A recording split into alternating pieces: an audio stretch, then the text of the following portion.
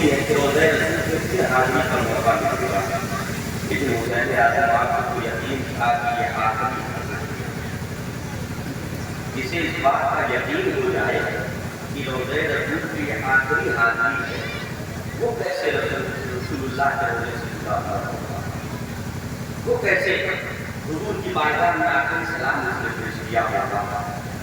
نکلے حضور کے روزے سے، جب بھائی کی قبر پر آئے تب بھی شان سے قدم بڑھا رہے تھے جیسے ایک شہزادہ کرتا ہے، قدم جمع جمع کے چلا رہے تھے۔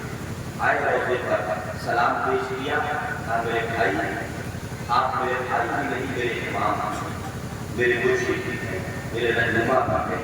آج آپ کا بھائی حسین آپ کے روزے پر آخری سلام پیش کرنے آیا ہے، آج آپ کی بارگاہ میں حسین آخری بار حاضر ہوا ہے۔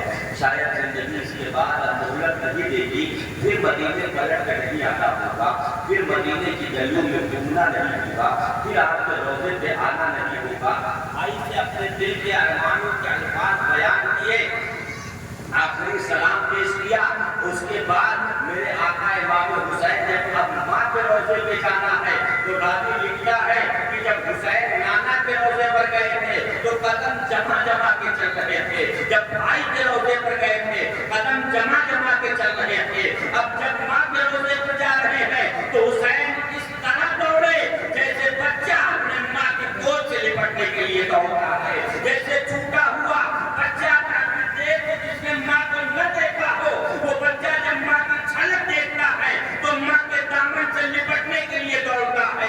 آج اس انداز سے شیر خدا کا شعر کہا ہے، سیدہ فاطمہ کے روزے پر حاضر ہوا اور کہا ماں حسین کو آخری بار گلے سے لگا، حسین کا آخری بار سلام پیش کر رہا ہوں، حسین آخری بار آپ کے روزے پر آیا ہے، آپ کے قدم مقدس کو حسین چومنے کے لیے آخری بار حاضر ہوا ہے۔ اے میری ماں، تمہاری دعائیں تھی کہ نانا کی امت سلامت رہے، تم دعا مانگا کرتی تھی کہ نانا کی امت کمزور نہ ہونے پائے، آپ دعا مانگا کرتی تھی کہ نانا کی امت میں قرآن کی حرمت باقی رہے، شریعت کا نظام باقی رہے۔ میری ماں، تمہاری دعاؤں کا ثمر لے کے آج تمہارا بیٹا تمہارے پاپا کی شریعت بچانے جا رہا ہے، تمہارے پاپا کا قانون بچانے جا رہا ہے، تمہارے پاپا کا لایا ہوا نظام بچانے جا رہا ہے۔ حسین اپنی ماں کے قدموں کو بوسہ دیتے ہیں، پلٹ کے آئے، جب پلٹ کے آئے تو آقا امام حسین مدینہ رسول پہنچے،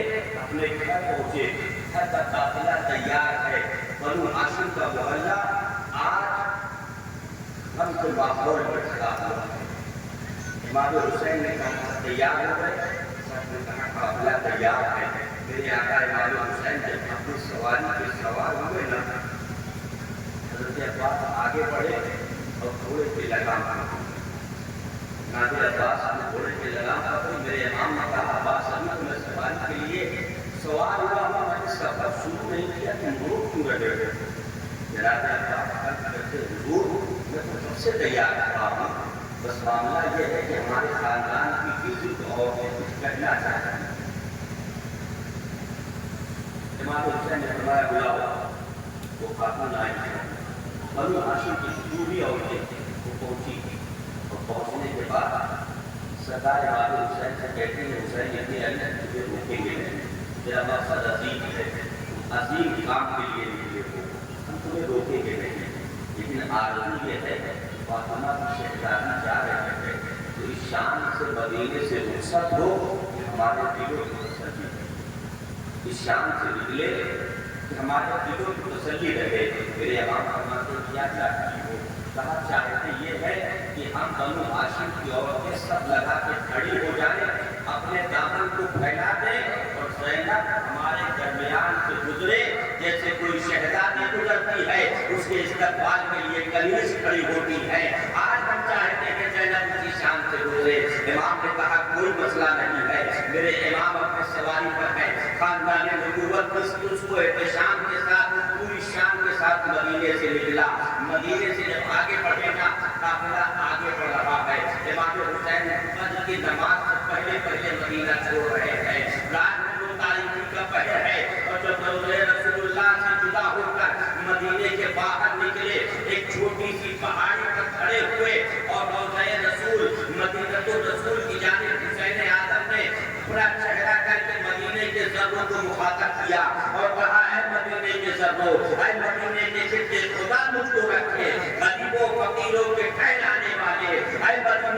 زمین، تو روئے زمین پر اللہ کی قسم مجھے سب سے زیادہ محبوب ہے۔ اے مدینے کی زمین مجھے تجھ سے سب سے زیادہ پیار ہے، لیکن اے مدینے کی زمین آج میں تجھے اس لیے چھوڑ رہا ہوں تاکہ تیرے اندر کی مکین محفوظ و معمول رہے۔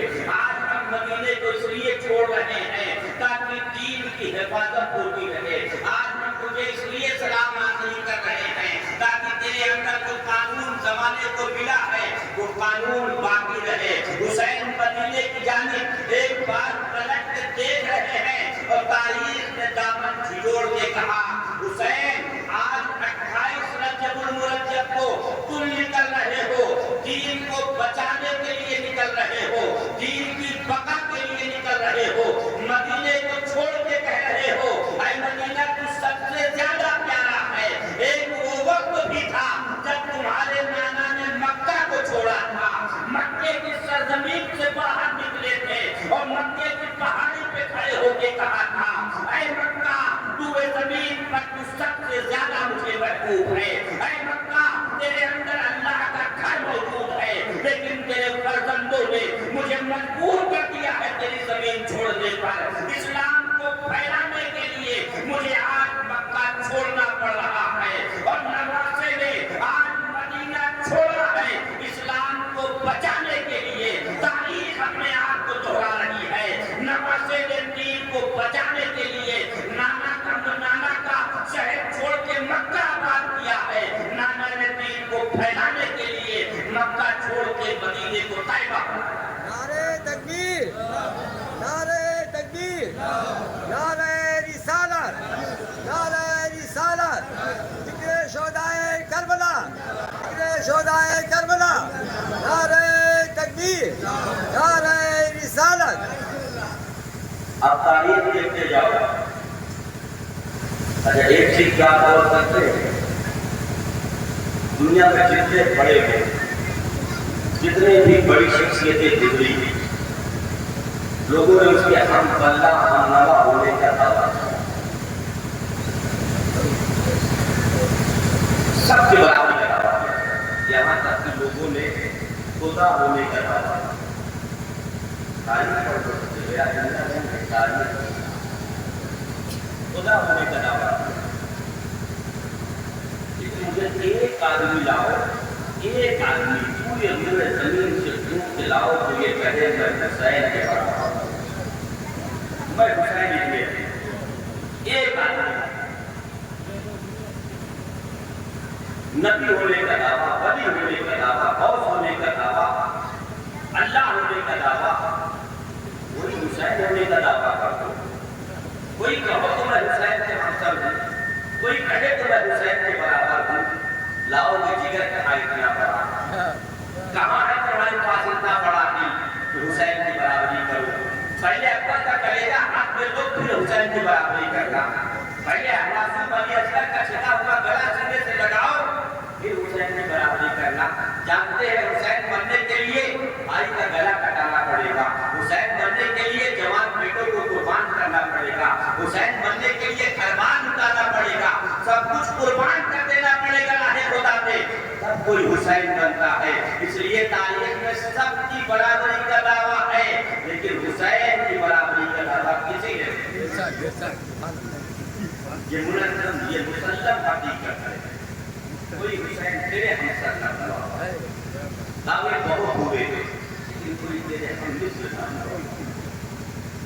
یہ حسین کی فضیلت حاصل ہے۔ میرے آقا امام حسین پڑھے اور سفر کرتے ہوئے آپ مکہ معظمہ، مکہ معظمہ پہلے حضرت عبداللہ ابن عباس، عبداللہ ابن زبیر، عبداللہ ابن عمر، یہ لوگ پہلے ہی مکہ پہنچے، انہوں نے حالات بدلے ہوئے دیکھ کے سب چلے گئے۔ اب جب مکہ میں پہنچے نا سرکار امام حسین ہے، اعلان ہو گیا کہ نبی کے نواسے آئے، حضور کے شہزادے آئے ہیں۔ جب یہ اعلان ہوا تھا تو جتنے لوگ یہ سب میرے آقا امام حسین کے دل کے جواب ہو، ذوق پر ضرور لوگ آ رہے ہیں، محبت میں عقیدت میں لوگوں کا سلام ہے حسین اعظم سے ملاقات کرنے کے لیے، سب میرے آقا حسین سے ملنا چاہتے ہیں۔ حج کا زمانہ قریب آ گیا تھا، امام حسین نے جب مکہ چھوڑا تو صرف حج کو چند ایام بات کرتے ہیں حسین نے حج کر لیا ہوگا تب تو داخل لالا پڑی ہوئی تھی کہ حج نہیں کیا چلے گئے. ارے تعلیموں حسین نے پیدل 25 حج کیا, ایک اور کرتے 26 ہو جاتا تھا. لیکن دین کے خطرے میں پڑا ہوا اگر حسین ٹھہر جاتا تو نظام حج ہی بدل جاتا. تب کیا ہوگا؟ لوگ آ رہے ہیں, ملاقات کر رہے ہیں. آپ کے ساتھیوں نے حضرت عبداللہ ابن عباس نے, عبداللہ ابن زبیر نے, حسین ابن علی, آپ مکے میں ٹھہرے, ہم مکے میں لوگوں سے آپ کی بیعت لیتے ہیں. اچھا زمانہ کا لاکھوں لوگ جمع تھے. اگر میرے آقا امام حسین اعلان کرتے ہیں لوگوں کو یزید کے خلاف جہاد کے لیے جا رہا ہوں, اے تم میں سے کوئی میرا ساتھ دے, تو یقین جانے اگر لاکھ آدمی تھے تو اس میں 99 حسین کے ساتھ چل رہے, سب میرے آقا امام حسین کے ساتھ بھی کرتے ہیں. اور یزید کی بدکاری ایسی کھلی ہوئی تھی کہ حضرت حنظلہ قصر الملائکہ کے شہزادے حضرت عبداللہ ابن حنظلہ کہتے ہیں ہم نے یزید کے خلاف اس وقت نکلنے کا ارادہ کروا لیا جس وقت ہمیں یہ لگا کہ یزید کی بدکاریوں کی وجہ سے ہم پر آسمان سے پتھر برسنے لگے. ایسا وہ حاضر تھا. حسین اور یزید کا اختلاف یہ نہیں تھا کہ تخت و تاج والا مسئلہ تھا. حسین اور یزید کا اختلاف دولت و ثروت کے لیے نہیں تھا. جس کے فائدے پوری دنیا کی حکومت کو لان مار دیا ہوا تو حسین دولت کے لیے نہیں گیا تھا. یزید تو چاہتا تھا حسین میرے پاس آئے, یزید تو چاہتا تھا حسین دولت لے لے, یزید تو چاہتا تھا حسین کسی حصے کی حکومت لے لے. اگر حسین اعظم کوئی بتائے گا تو حسین نے یہ کہا ہو کہ مجھے آدھی دولت دے دو, آدھی سلطنت دے دو, اس کا ختم. یزید اس پہ بھی راضی ہو جاتا. وہ تو چاہتا تھا کہ کسی طریقے سے حسین اعظم میرے پاس آ جائے, میں ان کو راضی کر دوں گا, جتنی دولت دینی پڑی دے دوں گا, جتنی شہرت دینی پڑی دے دوں گا, جو ملک مانگیں گے جو صوبہ مانگیں گے وہ صوبہ دے دوں گا.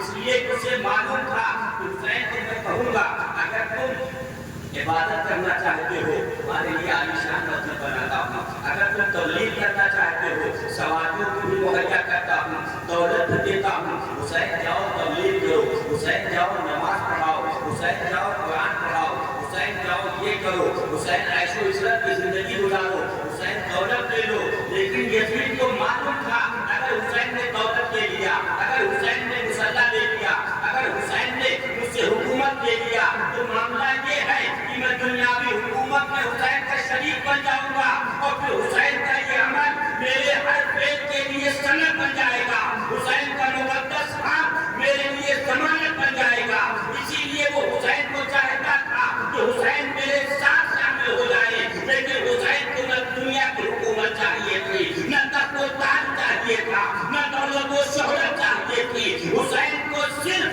الحکم للہ, حکم اللہ کے لیے ہے, سلطنت اللہ کے لیے ہے, نظام اللہ کے لیے ہے, شریعت اللہ کے نبی کی لائی ہوئی ہے, قانون اللہ کا ہے. اس لیے حسین چاہتے تھے.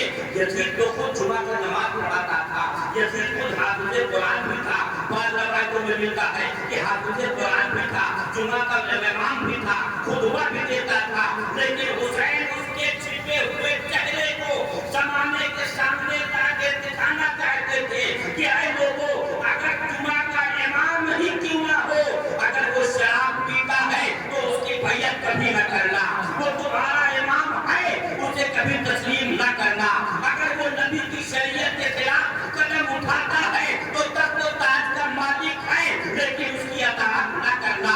حسین یزید کا وہ بدنما چہرہ زمانے کے سامنے لا رہے تھے جو یزید اسلام کے پردے میں چھپ کے زمانے کو دھوکہ دے رہا تھا. حسین نے اس پردے کو ہٹا دیا ہے. نماز پڑھنا اس بات کی دلیل نہیں ہے کہ وہ سچا مسلمان ہو گیا, اس بات کی دلیل یہ ہے کہ وہ نبی کا سچا غلام ہو گیا.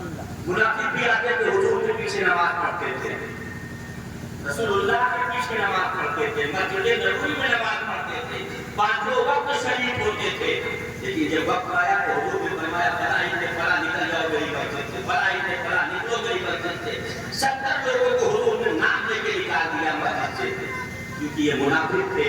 इस छुपे हुए मुनाफिक को हुसैन ने जमाने के सामने पेश किया, बताया कि लोगों पहचानो, ये दीन का नकाब लगा के दीन को बदनाम करना चाहता है। अगर एक खलीफा जिसके हाथ में नबी के मुकद्दस नवासे का हाथ होता, वो हाथ जो नबूवत के हाथों में था, वो हाथ जो जहिया की पाकी भी है, हुसैन का मुकद्दस हाथ दुआए इब्राहिम का समर भी है, हुसैन का मुकद्दस हाथ जनाब इस्माइल सलीमुल्लाह की कुर्बानियों का जज्बा है, हुसैन का मुकद्दस हाथ करबला मुअल्ला में तन्हा हुसैन का नहीं था, मूसा का जलाल भी था, ईसा का कमाल भी था, यहया और यूसुफ के हुस्न तकद्दुस की निशानी भी थी, अली की हिम्मत और जौहर और अबू बकर और सिद्दीक की इस्लाम के लिए कुर्बानी की तवानाई थी। अगर ये हाथ यजीद के हाथ में चला जाता तो इन तमाम बुजुर्गों की कुर्बानी बेकार हो जाती। नारे तकबीर, नारे तकबीर, नारे रिसालत।